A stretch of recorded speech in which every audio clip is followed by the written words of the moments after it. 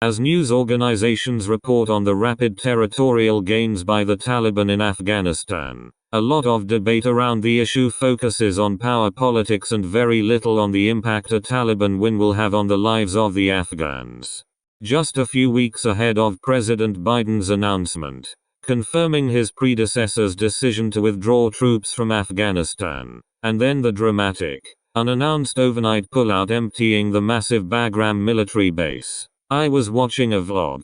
It was by one of those vloggers who go traveling around the world on different airlines, rate and report on the carriers and the services they offer from check-in to in-flight meals.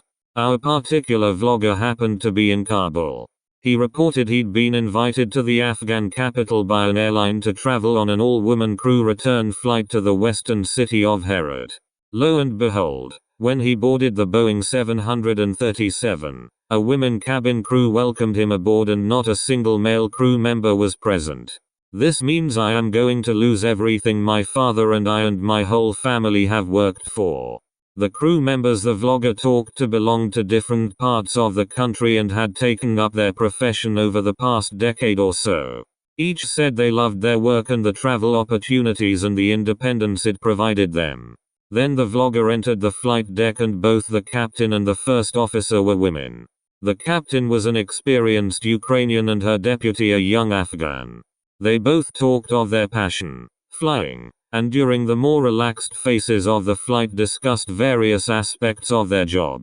Being the proud father of 2 daughters myself, my eyes turned misty when the first officer told the vlogger that flying was all she ever wanted to do and getting to live her dream was great, but what was even better was that young Afghan girls can see if I can do it, so can they. A little before she executed a perfect touchdown at Kabul airport. Earlier this week, I watched UK's Channel 4 News TV interview another Afghan woman. This particular one ran an NGO for young girls' education in Kandahar, who described the Doha talks as selling us out. That was let us go out. Let the elite and the posh people get out. Let us sell the people of Afghanistan, the civilians of Afghanistan. For us there is no way out. This means I am going to lose my everything my father and I and my whole family have worked for. Every girl has worked for. Every person has worked for in the last 20 years. This means losing your houses, losing your dreams, your goals, your ambitions, your identity as Afghans. Everything. The brutal Channel 4 presenter, aware that the Taliban were already at the gates of Kandahar, from where the staggeringly articulate and inspirational young woman was answering his questions live, asked, "What are you going to do if there is a bang on the door?" Her forlorn face answered the question better in the moment of silence that preceded her words. She heaved a huge sigh and said, "Pray. Pray. Probably. It is going to be the last thing I am going to do, but it is the only thing I can do. I don't have anything else to do." The presenter shifted awkwardly in his chair as he thanked the woman whose expression was no less than a stab in the heart. So, yes, while you read analysis, i.e. partisan accounts of who exactly is to blame for the Afghans' dilemma today, spare a thought for the young airline pilot, for the equally brilliant young woman whose despair and desperation will haunt me for weeks on end, and countless others like them.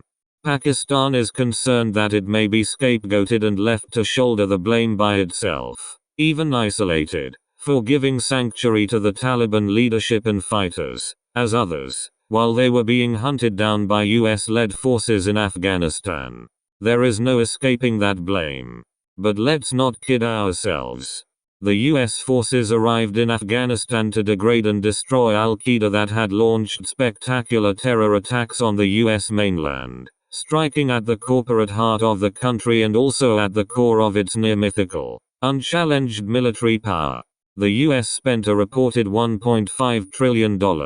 I don't know how many zeros are in that, do you? Over the 20 years its forces were present on the ground and largely believes that Al-Qaeda is no more the threat it once was. The US hand was guided by its own security interests, not concerns for the Afghan nation. It is that simple. No higher purpose. Principles were involved. The Afghans were let down more than anyone else by their own elite, if you ask me. Yes, Pakistan was duplicitous in as much as the Taliban were concerned owing to its own security concerns. The West was acting in self-interest too, i.e. the security threat posed by the international terror group Al-Qaeda, even if it was born out of an earlier folly, the anti-Soviet jihad.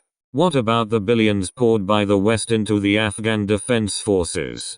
Just weeks before the Taliban advance began, the number of Afghan troops was put at 300,000.